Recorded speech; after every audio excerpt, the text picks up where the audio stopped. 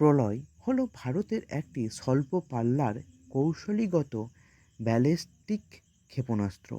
এর পাল্লা হলো 150 থেকে 500 কিলোমিটার পর্যন্ত। এর প্রধান বিশেষত্ব হলো এটি কোয়াসি ব্যালিস্টিক ট্র্যাজেক্টরিতে কাজ করে। এবার তোমাদের প্রশ্ন আসতে পারে, এই কোয়াসি ব্যালিস্টিক ট্র্যাজেক্টরিটা কী? এটি আসলে একটি পথ যা কিনা পুরোপুরি ব্যালিস্টিক মিসাইলের মতো কাজ করে না, আবার ক্রুজ মিসাইলের মতোই নয়।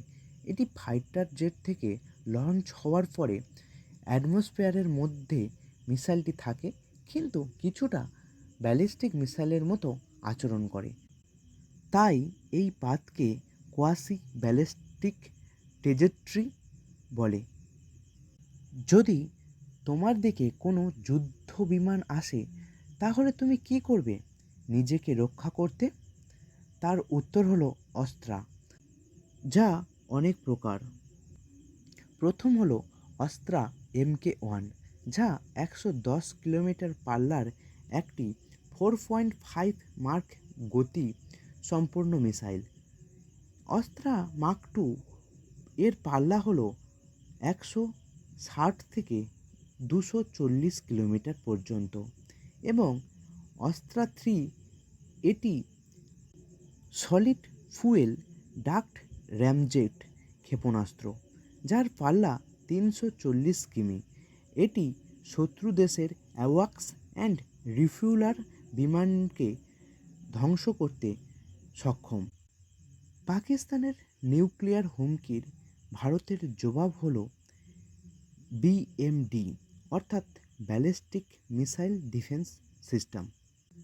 আক্রমণাত্মক ক্ষমতার পাশাপাশি ভারতের প্রধান শহরগুলির রক্ষা করার জন্য একটি ত্রিস্তরীয় ক্ষেপণাস্ত্র প্রতিরক্ষা গড়ে তোলা হয়েছে। পাকিস্তানের গাজনি বা শাহিন এবং চীনের দূরপাল্লার ক্ষেপণাস্ত্রের হুমকি মোকাবিলায় এই ব্যবস্থাটি অত্যন্ত গুরুত্বপূর্ণ। এই প্রোগ্রামকে দুটি পার্টে ভাগ করা হয়, একটি হলো ফেজ 1 এবং অন্যটি হলো ফেজ 2। ফেজ 1-এ 2000 কিমি পাল্লার ইনকামিং ব্যালিস্টিক মিসাইলকে ধ্বংস করার ক্ষমতা রয়েছে। এর দুটি অংশ হলো পৃথিবী এয়ার ডিফেন্স, যা 50 থেকে 80 কিমি উচ্চতায় কাজ করে, এবং অন্যটি হলো অ্যাডভান্স এয়ার ডিফেন্স। ফেজ 2-তে 5000 কিলোমিটার রেঞ্জযুক্ত ইন্টারকন্টিনেন্টাল ব্যালিস্টিক মিসাইলকে আটকাবার ক্ষমতা রাখে।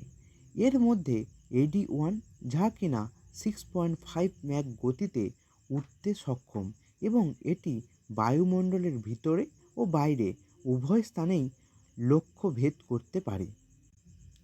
ভারতের পরবর্তী লক্ষ্য হলো হাইপারসনিক মিসাইল তৈরি করা, যা ভারতকে একটি এক্সক্লুসিভ ক্লাবে প্রবেশ করায়, যেখানে শুধুমাত্র রাশিয়া অবস্থান করে তাদের কিঞ্জল মিসাইলের মাধ্যমে।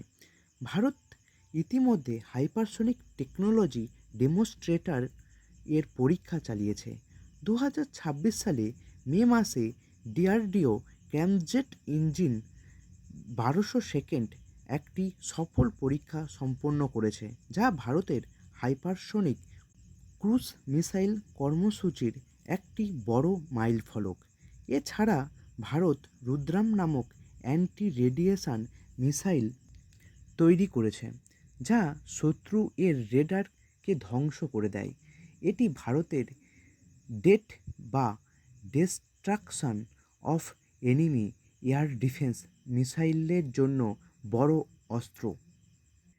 এই রুদ্রাম মিসাইলের অনেকগুলি ভ্যারিয়েন্ট রয়েছে। এর মধ্যে রুদ্রাম 3 ভারতের জন্য অত্যাধিক গুরুত্বপূর্ণ, কারণ কোনো দেশের চোখ কান হয় একটি রেডার, যা কিনা আগত ব্যালিস্টিক মিসাইল এবং আগত ফাইটার জেট থেকে দেশকে সুরক্ষা প্রদান করে।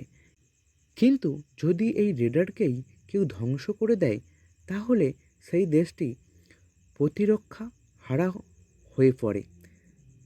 তাই রুদ্রাম-3 ভারতের জন্য একটি অত্যন্ত গুরুত্বপূর্ণ মিসাইল, যা কিনা হাইপারসনিক স্পিডে ফ্লাই করতে সক্ষম এবং শত্রুর রেডার সিস্টেমকে ধ্বংস করতে সক্ষম হবে। এবার একটা প্রশ্ন আসতে পারে যে ভারত প্রতিনিয়ত একের পর এক ভয়ানক মিসাইলের পরীক্ষা চালাচ্ছে বা তার অস্ত্রাগারে একের পর এক ভয়ানক মিসাইলের স্টক বাড়িয়েই চলেছে। কেন ভারত এইরকম কাজ করছে?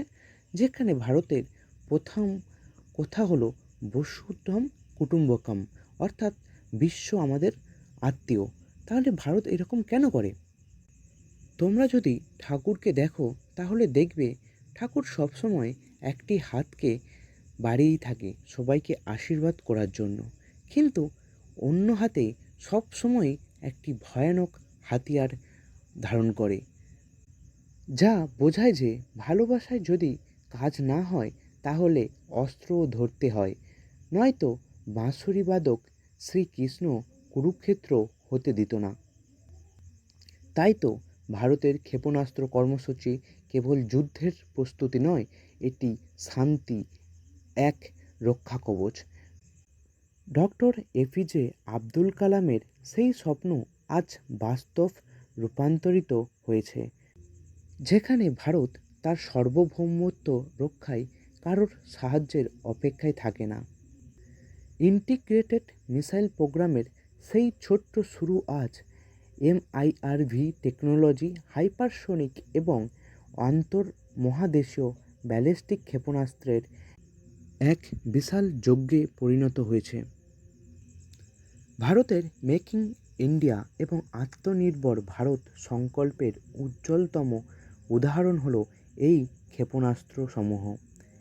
একদিন অগ্নি-5 এর কৌশলীগত উৎক্ষেপণ এবং অন্যদিকে ব্রহ্মোস ও আকাশের মতো নির্ভুল আক্রমণাত্মক ক্ষমতা ভারতকে দক্ষিণ এশিয়ার এক স্থিতিশীল শক্তি হিসাবে প্রতিষ্ঠিত করেছে। আগামী দিনে হাইপারসনিক মিসাইল এবং কৃত্রিম বুদ্ধিমত্তা সমৃদ্ধ গাইডেন্স সিস্টেম ভারতের এই সামর্থ্যকে আরও বহুগুণ বাড়িয়ে দেবে। বিশ্ব যখন এত অনিশ্চয়তার মধ্য দিয়ে যাচ্ছে, তখন ভারতের এই ক্ষেপণাস্ত্র কর্মসূচি দেশের নাগরিকদের সুরক্ষা এবং বৈশ্বিক শান্তি রক্ষার এক অপরিহার্য স্তম্ভ হিসাবে কাজ করে যাচ্ছে। তাই তো আমরা বলতে পারি, একা একা চললে নিজের উন্নয়ন হয়, কিন্তু সবাই মিলে একই সাথে চললে সার্বিক উন্নয়ন হয়। জয় হিন্দ। এই দিয়ে শেষ করলাম আজকের এই ভিডিও। জয় হিন্দ।